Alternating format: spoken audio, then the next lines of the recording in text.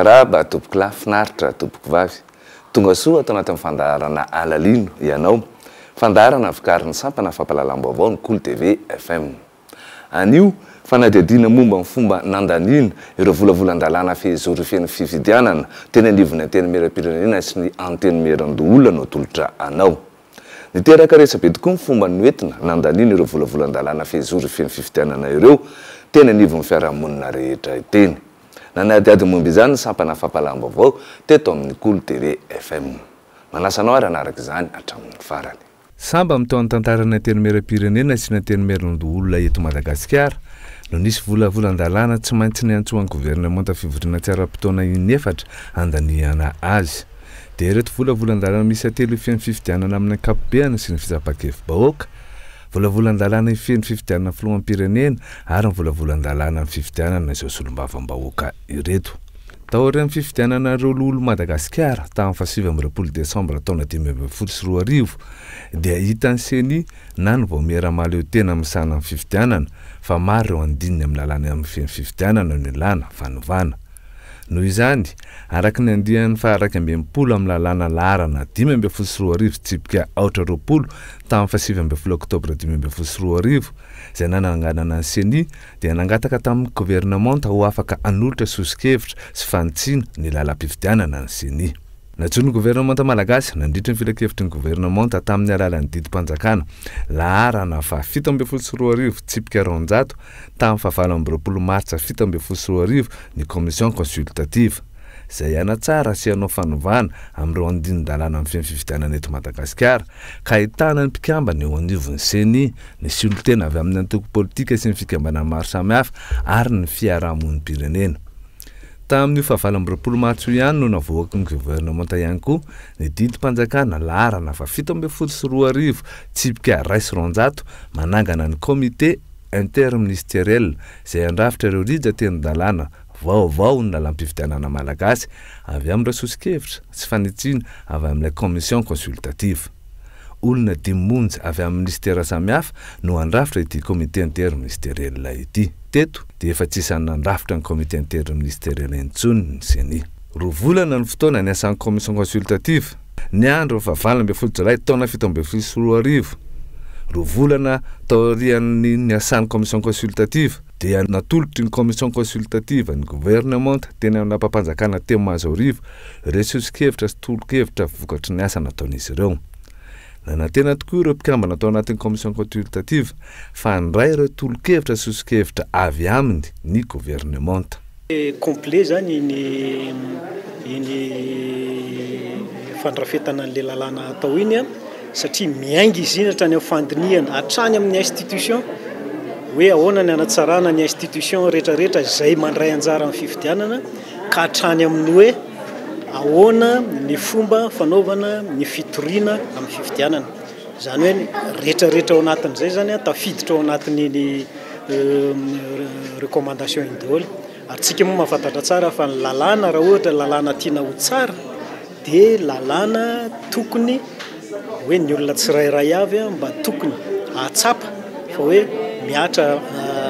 tompon'ilay lalàna. Ary izay zany ny eritreritry ny commission natao anatin'iny. Nanomboka teo no giazan'ny gouvernemanta sy ilay nambara comité interministériel samy irery-tany ny fandrafetana ireo rijan-dalàna andrafitra ireo volavolan-dalàna fehizoro hifehezana amin'ny fifidianana na dia efa atomotra azy ny tsy maintsy anatanterahana amin'ny fifidianana filoham-pirenena araky ny lalam-panorenana izay tsy maintsy totosaina amin'ity taona 2024 ity. Ny faraka amin'ny 20 Jolay nampiantso-mpanao gazety ireo olo-pirenena mivondrona amin'ilay hoe GEN groupe des experts nationaux nilaza fa mampanahy ary tsy teraka fitoniana eto amin'ny firenena ny fikatsahan'olona ifikitra amin'ny fitondrana amin'ny fomba rehetra. Ary efa rava tanteraka ihany koa ny fifampatokisana eo amin'ny mpitondra sy ny rafim-panjakana rehetra misy amin'izao fotoana ka mila fandravonana herintaona eo tsy hanaovana ny fifidianana filoham-pirenena. No mafisiny reto mpikambana atao anatin'izay ny reto fa fotoana tokony hametrahana amin'ny toerana fanoherana eny anivony anteny meraroa-tota araka ny voalazan'ny lalàna tamin'izany ho fiarovana any amboletra mety ho atao amin'ny mpitondra amin'ny fandrafetana lalam-pifidianana. Ny article 14 amin'ny constitution dia ny instituer chef de l'opposition. Ari misy lalàna la loi 2011-2013 qui porte le statut de l'opposition, misy lalàna zany izy io, dia milaza amin'ny article 19 fa hoe ny opposition dia manana joue anana vice-président amin'ny Assemblée nationale.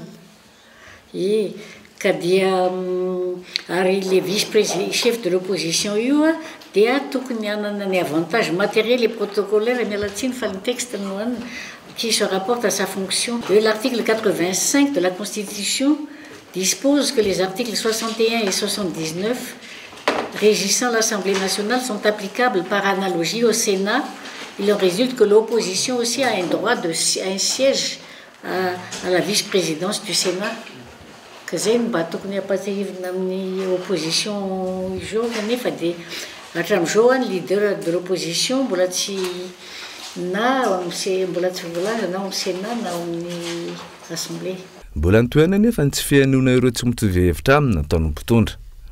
Mbola tsy nitsangana raha ivonany tao aorinana ny loran'ny commission consultative ny sosikevitra natsarana lalam-pifidianana ilay comité interministériel. Nampametra-panontaniana maro raha fitarazoan'ny gouvernemanta nanangana azy io. Nanambara tamin'izany ny filohalevitry ny Seny Rakotonarivo Thierry fa ny prime ministre no mitarika ny comité interministériel ary faniriny mba ho mialoha amin'ny faran'ny taona 2024 no efa ivoaka ny lalàna sy didim-panjakana amin'ny lalàna vaovao ifeny fifidianana. Raha mikasika ireo volavolan-kevitra naroson'ny Seny sy ny mpiara-monina antokaminy mahakasika ny fifidianana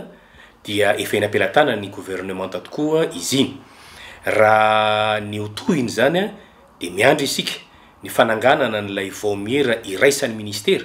ho tarihiny prime ministre lehibe ny gouvernemanta hamadika ireo FDB ireo ho volavolan-dalàna sy ho volavola didim-panjakana. Ary ny fanirina sy ny fangatahan'ny Seny dia mba tsy hihoatra ny faran'ny taona 724 ity ny ho fivoahan'izy ireo ho lalàna sy ho didim-panjakana mba hahafahan'ny Seny manao ny fanelezana, ny fanazavana, ny fampianarana an'ireo didim-panjakana sy lalàna ifeny fifidianana vaovao reo amin'ny vahoaka izay ho tompony antoka amin'izany fifidianana ho hatretsika. Nanamafy ny filohan'ny Seny nampitsony io fa matonanao recommandation Seny sy ireo mpanao politika ary fiarahamonim-pirenena tao anatin'ny commission consultative dia nisy ny lesika ao amin'ny lalam-pifidianana misy ka mila fanatsarana. Naika nesy izy fa tsy afaka mihoatra ny mandat izay nomena azy. Manoloana ny fahatarana ny fananganana gouvernemanta ilay comité interministériel. Matoa ange zay nanao an'le recommandation dia mahita zany zahay fa misy tsy fetezana ao anatin'le lalàna zay misy amin'izao fotoana zao. Ny sarotra ao anatin'le izy fotsiny ange dia itsika mahafantatra tsara mpanao gazety, tsika mahafantatra ny atao hoe resaka hoe mandat zay zany tsy afaka mihoatra ny mandat zay anananay, ny mandat zay anananay, ny mampaniraka anay anao zavatra dia nataonay le zavatra zany fa tsy afaka mihoatra an'izay zavatra satria raha mihoatra an'izay zavatra izay dia lasa politika indray le zavatra fa tsy teknisianina tsony zay zany. Ny fahavatra ny volana septambra 2024 ny prime ministre vao nahenona feo momba ilay comité interministériel zay izy tena nianona moaka izany ho didim-panjakana. Nambarany tamin'ny fotoana io fa tsy maintsy hifanaraka amin'izay sosikevitra avy amin'ny commission consultative ny andrafetana ny lalam-pifidianana vaovao. Tao amin'io ihany koa vao fantatra ny anaran'ireo mpikambana misy dimy tao anatin'ny comité interministériel. Zany initiative de loi zany na ny solombavam-bahoaka manana azy na ny gouvernement azadino zany ka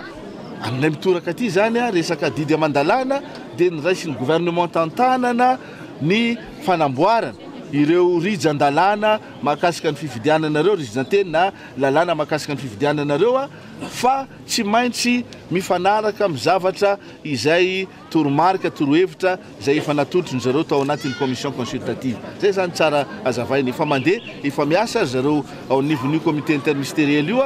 ary efa nataoko moa ny lancement officieln'izy io efa mandinika didy amandalàna maromaro zareo anatin'izany lalàna mahakasiky ny fifidianana ary io zany ny zavatra ampiavaka antindra mitoraka aty zany tiako ampahafantarina antsika mpanao gazety asina débat national alohany andiniana azy eo anivony conseil du gouvernement conseil des ministres ampahafantarina aloha ny vahoaka zao ny zavatra eritreretinay ho atolotra eo anivony filan-kevitry ny gouvernement sy ny filan-kevitry ny ministre zao ihany koa zavatra eritreretinay hoentina eo anivony antenimera rotonta amin'izay mba tsy ho tompotrano mionona ny vahoaka fa manana ny heviny koa eny fa na dia ny vahoaka sotra aza ny fahatelo amby folo septambra fito amby folo sy roa arivo dia nampiantso-panao gazety ny antoko malagasy miaramiaingy mahalola amin'ny fitarazoan'ny fanjakana amin'ny fikarakarana ireo pitsopitsony rehetra amin'ny fanatanterahana ny fifidianana filoham-pirenena indrindra fanlalana ife izany. Tsy hita izay tombony fanovana lalam-panorenana androany raha ny teny nataon'ny premier ministre reny dia ny hoe mikasika ny betsaka ny teny mikasika ny fialana hoe le fialana enimpolo andro iny dia na le premier ministre tsy mahay mamaky teny na izy manao mpitolo araka le mahazatra azy iny fotsiny araka ny fanontaniana nataonao teo fa androany tsisy mihitsy ny sakana araka ireny fanambarana nataon'ny CENI reny tsy avy tany ny fifidianana ary lalam-panorenana mazava rehefa atao zany ny fifidianana dia tokony misolo ny filoha raha resaka enimpolo andro zany tsisy olana hatreto mbola tsy nahay ny CENI aloha zay teny hoe tsy ho hitanjareo no mikarakara fifidianana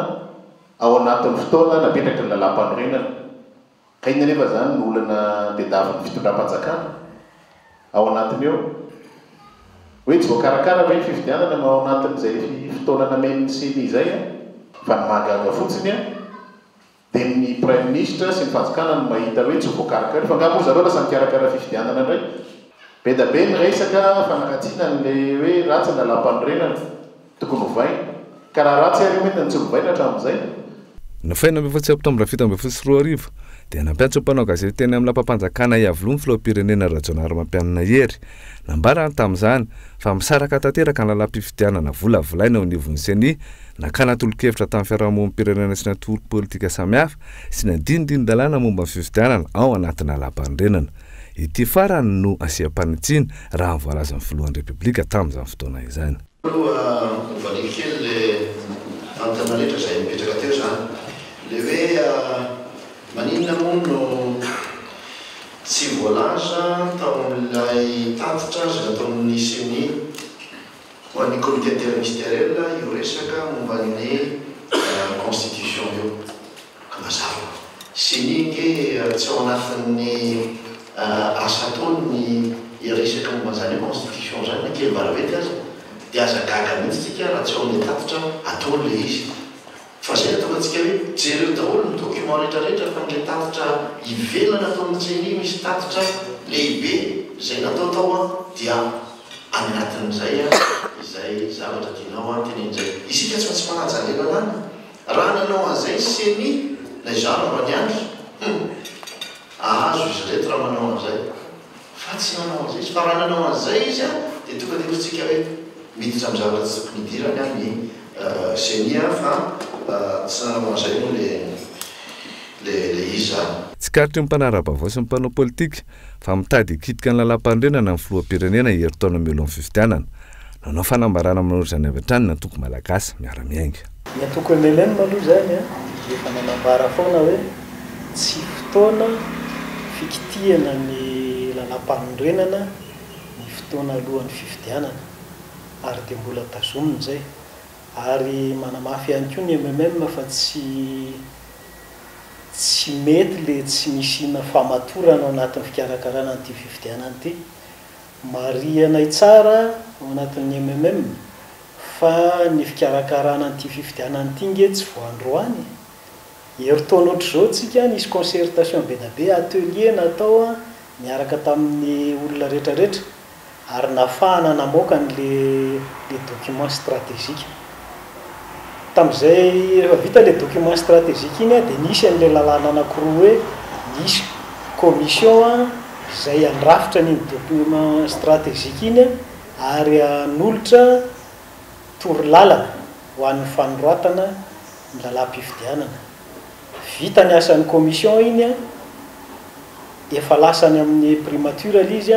efa nitsangana ny komity manoratra n'le lalàna amin'izao fotoana izao amin'izao indray tsika miverina amina principe malagasy miara-miainga aloha dia miendrika ihany tsy famatorana ny zavatra ohatran'izany ary zay no mampalahelo amin'ity firenen'ity fa ohatrany ataoko totoa ny fitondrana azy. Andro vitsomonja nanangana ilay comité interministériel dia naneona ihany amin'ny fomba fiasan'ity comité ity mpanao politika sy fiarahamonim-pirenena nandritra ny fanan'izy ireo teny Andrainarivo. Lampifidianana raha tsy manome heritsika mitovy ny mpifaninana dia fototra anankiray isy niteraka krizy eto amin'ny firenena izay satria raha vo tsy mitovy ny heritsika dia midika zany fa mahazovana ny andaniny. Ohatra andaniny tiako resana amin'izany ohatra hoe mahatonga ny olona iteny hoe candidat-mpanjakana. Ka raha vao midika zay candidat-mpanjakana zay dia mampiasa an'izay fahepa-mpanjakana zay ny ambaratonga ny rehetrarehetra ka takina zany amin'izay lalam-pifidianana ivoaka eo ny anomezana heritsika mitovy ny mpifaninana ara-pifidianana. Tsy nahenona feo ilay comité interministériel hatramin'izay nanangana anazy. Vao maika ny tombony ahiaty eo amin'ny maro indrindra fa ireo toko politika sy ireo fiarahamonim-pirenena. Manoloana izany fanginan'izay dia nanao tatitra tamin'ireo firenena sy fikambanana iraisam-pirenena mpiara-monina antoka amintsika eo amin'ny sehatry ny fampanajana ny demokrasia sy ny tany-tandalana ary ny fanatanterahana fifidianana madio mangarahara sekeny rehetra ny commission consultative ny faefatra ny volana oktobra taona 2022. Tao aorian'io dia nanao hevitra amin'ny vondrona Europeanina izay nisolohan'ny Lothar Jaske lehibe ny section presse information tena izay nilazany fa zava-dehibe ny asa nataon'ny commission ary tokony rosoana ny fifidianana filoham-pirenena mba hisiny ny fitoniana eto amin'ny firenena. C'était vraiment un très bon aperçu. Tena zava-dehibe ho an'ny fametrahana ny fifidianana mangarahara sy ekeny rehetra izay tiana apetraka amin'ity commissionna ity. Hita fa mbola misy ny tsy fifanarahan'ny lalàna maro samihafa saingy efa mahatsapa ny rehetra fa tokony atao ny fanatsarana. Arahinay akaiky sy vonina nampy izao ezaka izao ny vondrona Europeanina ary mihevitra fa tokony hirosoana ny fifidianana filoham-pirenena fa izay no antoko ny fitoniana politika eto Madagasikara. Et qu'il y a une calendrier très clair. Mbola tsy nahenao peo ihany ilay comité interministériel no sady variana raha teo tamin'ny fianaky ny valana aretina pesa teto Madagasikara sy ny raharaha filalizebe tany ankamaroan'ny olom-pirenena. Ny 24 volana oktobra 2022 no nampiantsona toko politika sy fiarahamonim-pirenena ny gouvernemanta nilaza fa ampafantatra amin'ny fomba ofisialy ny asan'ilay comité interministériel. Saingy tsy izay ny zava-nitranga ka niteraka korontana tamin'ireo nasaina sy ny mpanatitra. Ny Prime Ministre ankeo niteny hoe projet de texte ny avant-projet de texte no hoentin'le commission interministérielle eo kanefa izy rehefa avy eo l'esprit de loi ny commission consultative iny no nataony resaka comparative tamin'le izy dia tsy azon'le olona tsony le izy dia lasa nikorotana le fivoriana. Ny lalam-pifidianana araka ny fantatsika le farany teo iny dia lalam-pifidianana ho an'ny sortie de crise iny. Izany hoe raha anao fifidianana zany tsika amin'izao tsy misy lalàna mametra ny fifidianana ka tsy maintsy fitainy io lalàna io ny fangataha amin'ny malagasy miara-miainga ary tsy maintsy atao ny fifidianana amin'ny 2018. Andraikitry ny commission interministériel ny tokony han'olotra rizateny sy volavolan-dalam-pifidianana ny anteny mera ho fanatsarana ny lalàna amin'ny feno fifidianana eto amintsika. Tsy nanao izany anefa izy ireo ka nandisy fanantenana satria misy 5 na 9 eo ny lalàna tokony hipetraka raha tiana hilamina ny fifidianana. 5 na 9 lalàna tsy maintsy ho raisina tsy maintsy ho votena amin'ity taona ity raha ohatra ka tiantsika hilamina ny fifidianana amin'ny herintaona. Ka ny réaction voalohany aloha zany dia somary efa diso fanantenana satria tsy misy précision zany ilay tableau synthétique nomenantsika teo. Ny fanantenana zany dia hoe ho avoaka aloha ny lalàna mikasika ny fifidianana mba ahafahan'ny rehetrarehetra miomana ampilaminana ary ahafahantsika rehetra mahafantatra hoe inona no fepetra mipetraka, iza no mahazo manao candidat, iza no tsy mahazo, inona no azo atao amin'izao fotoana izao, inona no tsy maintsy miandry ny herintaona. Izany rehetrarehetra zany dia mbola tsy fantatra. Efa nanomboka ho 12 andro ihany koa dia tsy andany ny fivoriana ara-potoana faharoana anteny mera rotonta nefa hatramin'izao dia tsy hita ao anatin'ny lahadinikodiniana anteny meram-pirenena hatramin'ny 25 novambra ny momba ny volavolan-dalàna feno fifidianana ka ny antsony rehetra hijery manoka an'izany Ramatorabenarivo Saondra mpikambana ao anivon'ny Sefafi. Hitanay androany ny ordre du jour ny Assemblée nationale hatramin'ny 7 roapolo novembre dia tsy misy ninona momba ny lalàna mikasika fifidianana jereny azy dia tsy ho vita amin'ity taona ity ireo lalàn'ireo fa tsy maintsy anao session extraordinaire indray amin'ny taona ary tokony tsy ekeny zany na zahay amin'ny société civile tsy manaiky an'izany ny parti politique tokony tsy anaiky an'izany ihany keo mahatsapy io ampanao gazety io ihany koa ny vondrona européenne raha namotanina ny masivon'ny vondrana européenne moniny eto amintsika 16 Benedito Gaspar nanontany ampanao gazety izy amin'ny 7 novambra 2024 ary mitaky ny simangarahara amin'ny raharaham-pifidianana eto amin'ny firenena. On partage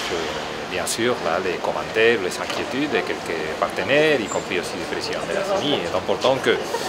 miombokevitra amin'ireo mpisehatra rehetra sy mpiara-miombonantoka miayay izahay.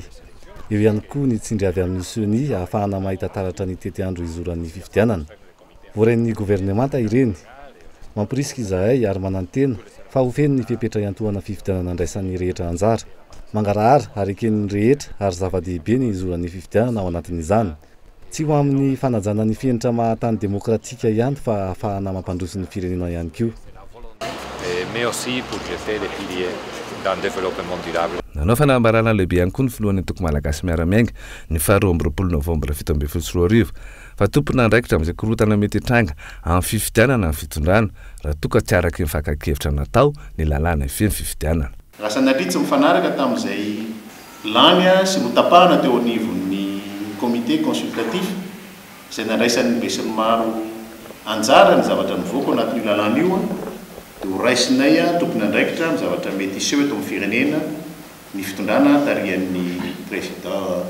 an'ny république Hery Rajaonarimampianina satria tsy anaiky raha izay atao malagasy miaramiainga manokana ny ampiasaina ny lalàna ho fitaovana ho ampedina amin'ny samy malagasy noho ny fitiavan-tena manokana. Tahaka ny vondrona européenne miandry ny fanatetarana fifidianana filohan'ny pirenena amin'ny taona 2024 ity ihany koa ny masivo amerikanina. Fifidianana mangarahara isan-keny rehetra no andrasan'izy ireo amin'izany. Isan'ny fipetra hatongavana amin'izany ny fahafahany rehetra mandray anjara ny fampitoviana ireo kandida irotsaka hovidiana amin'ny lafiny rehetra.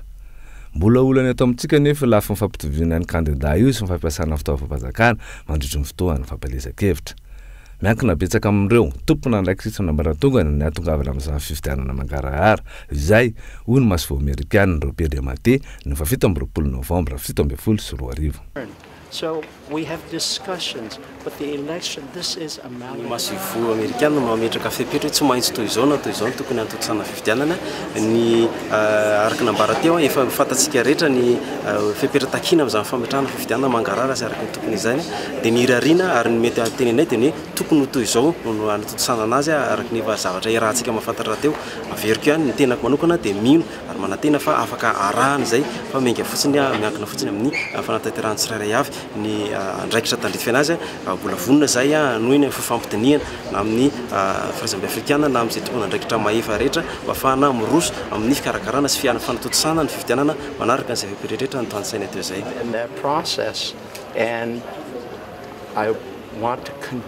Na dia teo azy ireo fitakina marina amin'ny tokony hamohan'ny ilay komité interministériel ho fantatriny rehetra ny rizaty an-dalam-pifidianana mialohany andalovany eny amin'ny terimera roa tota satria dia efa nadiva efara amin'ny fotoa fivoriana ra-potoana faharoan'ireo terimera roa tonta dia toy izao no navalin'ny premier ministre izany. Ary hitanareo fa misesisesy na ny filan-kevitry ny gouvernemanta na ny filan-kevitry ny ministre zany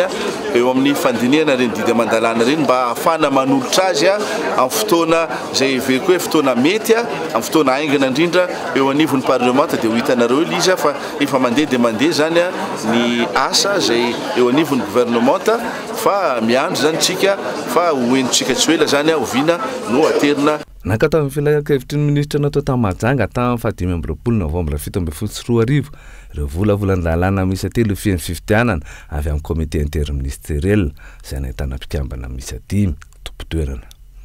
Nangataka amin'ny fampahafantarana amin'ny olom-pirenena ny votoatin'ireo lalàna ireo mialohany alolorana azy na terimera roa tota ireo fiarahamonim-pirenena sy antoko politika maro mivondrona amin'ny CVDE na ny comité de vigilance démocratique sur les élections nefa tsy nahazo valiny izany. Ny alatsinainy fahefatry ny volana desambra 2024 toy izao fampahalalam-baovao teto amin'ny Cool TV FM momba ny tsimbola nandiniana ireo volavolan-dalàna fifidianana teny amin'ireo parlementaire rotonta. 12 andro tsy farana fivoriana ara-potoana faharoa ny intermiera eto amintsika mbola tsy tena nivon'ny maharitra ireo parlementaire ireo ilay volavolan-dalàna fifidianana efa nodininy filan-kevitry ministra indroa miantaona ny alahady fa 7 novambra sy ny talata 20 novambra lasa teo. Loharanom-baovao tsy ofisaly avy amin'ny mpikambiny iray eo anivon'ny gouvernement no nafantarana fa nahazo fankatoavana tamin'ireo filan-kevitry ministra indroa miantaona ireo volavolan-dalàna misy 3 ifeny fifidianana. Hatramin'ny androany anefa dia mbola tsy voapetraka ny anivon'ny maharitra ny intermiera rotonta ireo volavolan-dalàna ifeny fifidianana ireo. Amalalana fehizoro ireo volavolan-dalàna ireo nefa dia tsy maintsy apetraka 12 andro mialohan'ny andiniana azy any amin'ny maharitra ny intermiera ireo lalàn'ireo araka ny 720 ny lalam-panorenana. Midika ve izany fa tsy maintsy antso fivoriana tsy ara-potoana ireo intermiera rotonta ny gouvernement andiniana ireo lalàna ifeny fifidianana ireo. Inona ihany koa ny antony tsy mbola nampahafantarana ny votoatin'ireo volavolan-dalàna ireo heritaona mialohan'ny tokony hanatanterahana fifidianana filoham-pirenena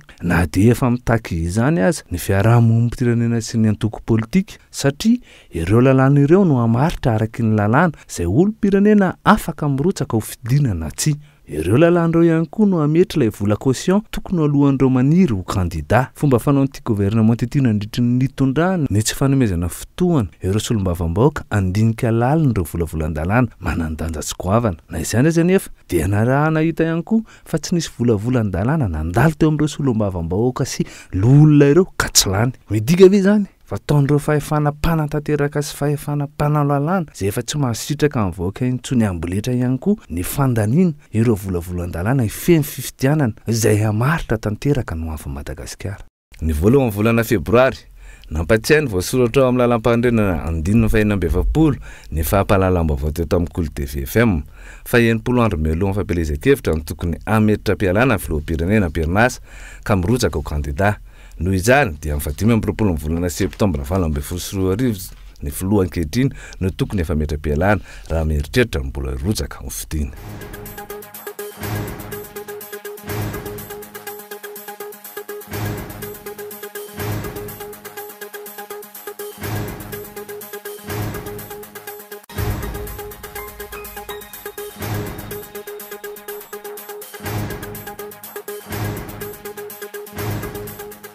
Ny 14 febroary 2024 volana vitsy monja mialohan'ny fifidianana filoham-pirenena dia nanambara ny filoha lefitry ny seni fa tsy misy ny lalàna hife izany.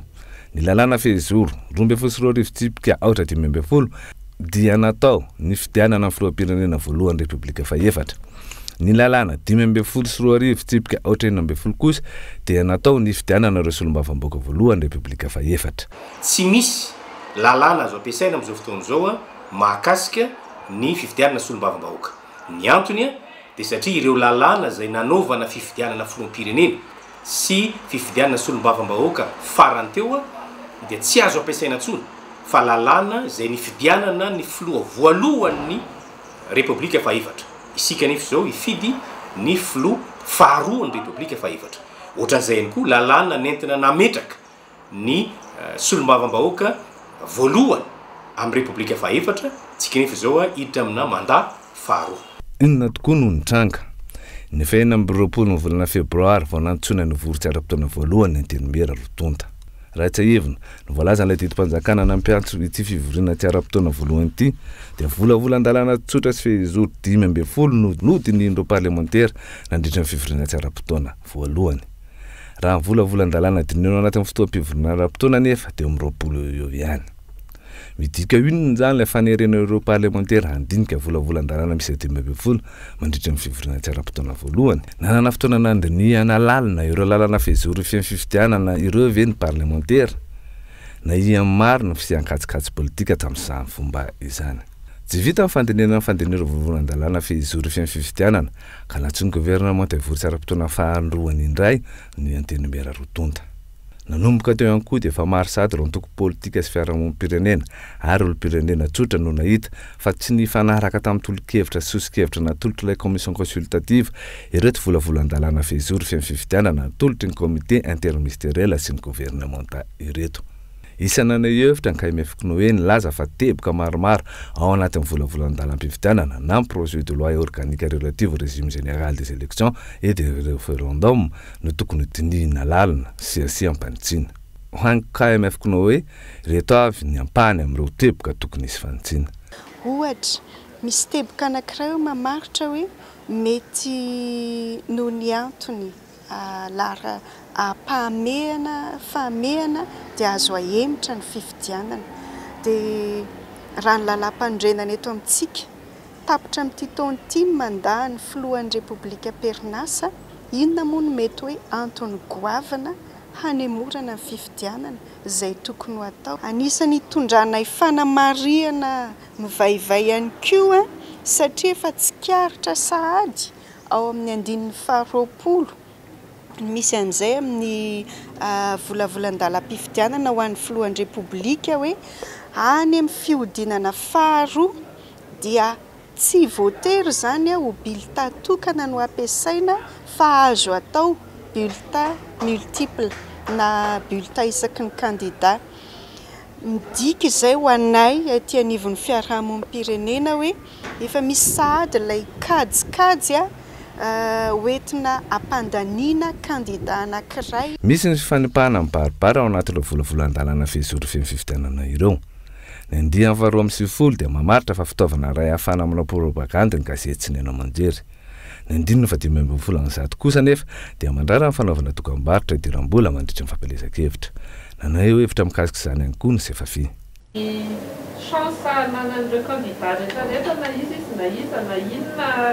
atao hoe vola hoety manana nanany zany tokony mitovy daholo ny fahafahan'ireo rehetra milasaka aneo hevitra amin'ireo hainao manjery misy zany any mila jerena mila fandrematsika mpanara-baovao zany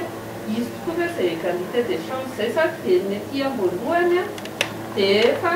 misy karazana verrouillage apetraka izay ny fitondrana moa zany atao hoe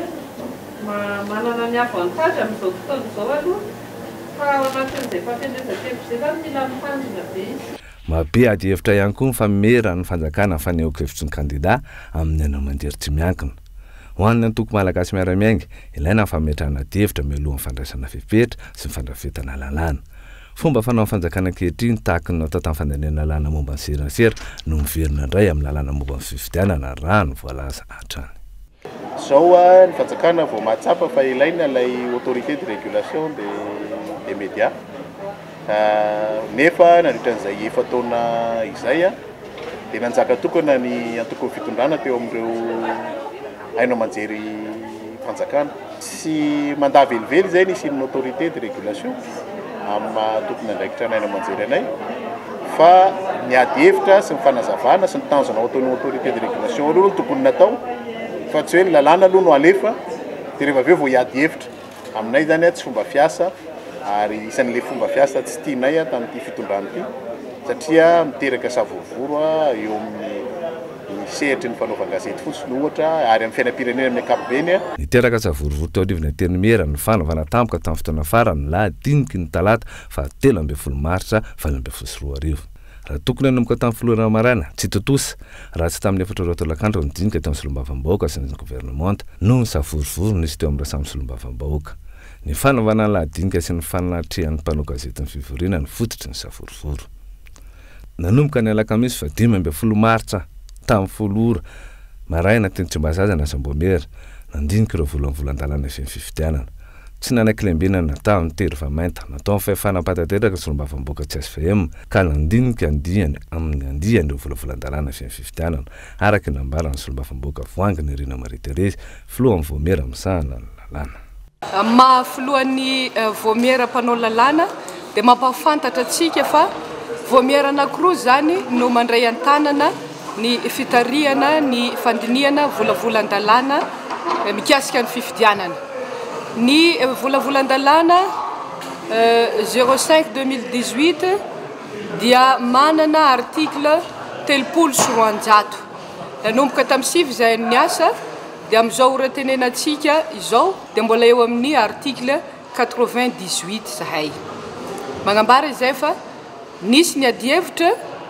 tena nandinika ny solom-bavam-bahoaka ny fandresy lahatra raha ny feom-potoana nomenanay dia eto efa mahita fa sarotra ny avy tany volavolan-dalàna ray voalohany izay hodinina androany ka rapitso volavolan-dalàna mikasika ny fifidianana filoham-pirenena ny maraina ny ariva mikasika solom-bavam-bahoaka ka raha tsy tratra androany izay dininay androany dia heverina fa misy fikisahana kely ny asam-boamera. Mbola tsy vita ihany ny fandinihana sy fandaniana ireo volavolan-dalàna fehizoro feno fifidianana ka natsony gouvernement hivory tsy ara-potoana fanitelo ny atenimera rotonta. Ny alady mipasika voalohany volana aprily sy ny alatsinainy mipasika faharoany volana aprily taona 2024 dia nielo ny feo fa nahiboko ny gouvernement etry amin'ny hôtely Pont d'Or antany eto Bevata ireo solombavam-bahoaka sasantsasany handanitra nisy fanavany ireo volavolan-dalàna fehizoro feno fifidianana ireo. Nandeha ihany koa niresaka fa fanambazana vola ireo solombavam-bahoaka no zava-mitranga eny. Hita tena toerana tokoa ny Prime Ministre sy ireo ministra sasantsasany ary ny filohan'ny atenimera amin'ny pirenena. Fiara fitaterana an'ny orinasa Coty sy fiara tsy mataho-dalana maromaro no notariny moton'ny polisy ny azony lampany atenimera pirenena ny talata 7 aprily vao maraina. Nanao letrerana amin'izay ireo solombavam-bahoaka mpanohana amin'ny fitondrana azy VM fa tsy maintsy holanina tamin'io andro ny talata 7 aprily io ireo volavolan-dalàna fehizoro misa 3 ifeno fifidianana ireo. Toy izao ny tranga atao amin'ny lampany atenimera pirenena nandritra io andro io.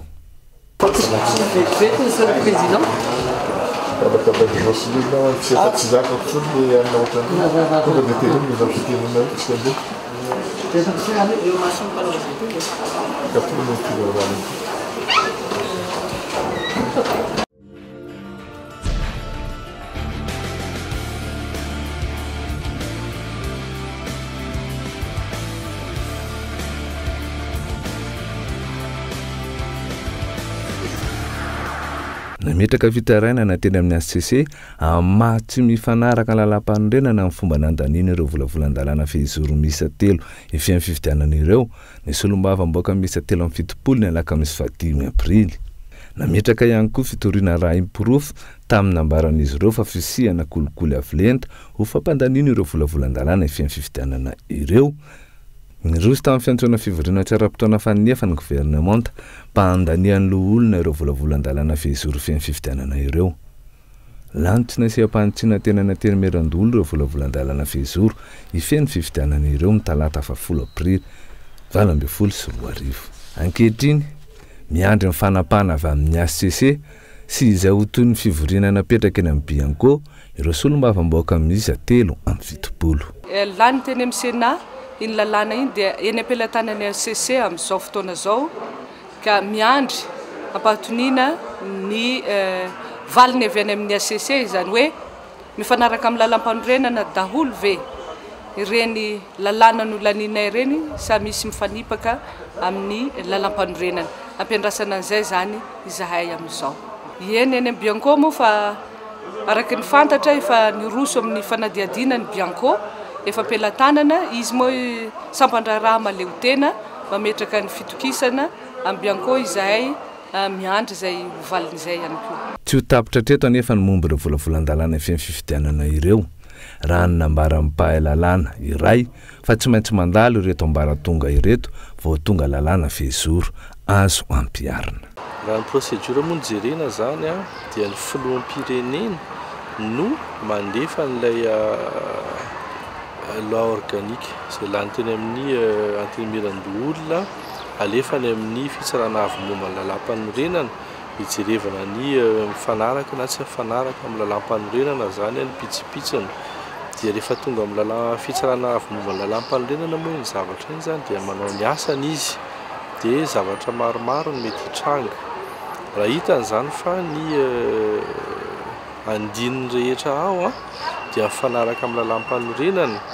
dia rehefa avy eo zany anjara filoham-pirenena no mamoaka azy amin'ny alalan'ilay hoe promulgation dia azo ampiarina avy hatrany zany ilay loi organique. Raha ohatra indray zany hitany fa tena tsy manaraka ny lalam-panorenana zany nandaniana azy ka betsaka loatra zany izay tsy fanarahana ny lalam-panorenana izay dia afaka averina any amin'ny antenimera-pirenena zany iny dia verina hodiniana indray mandeha raha ohatra indray hitany fa misy andininy vitsivitsy ihany zany no tsy mifanaraka amin'ny lalam-panorenana dia manao an'le système na hoe réserve zany ny fitsarana avy momba lalam-panorenana dia ilay andinin-dalàna zay tsy nanaovana réserve dia afaka avoaka ny filoham-pirenena fa ilay nanaovana réserve kosa moa zany dia tsy avoakany zay zany no procédure ka voalany zany zay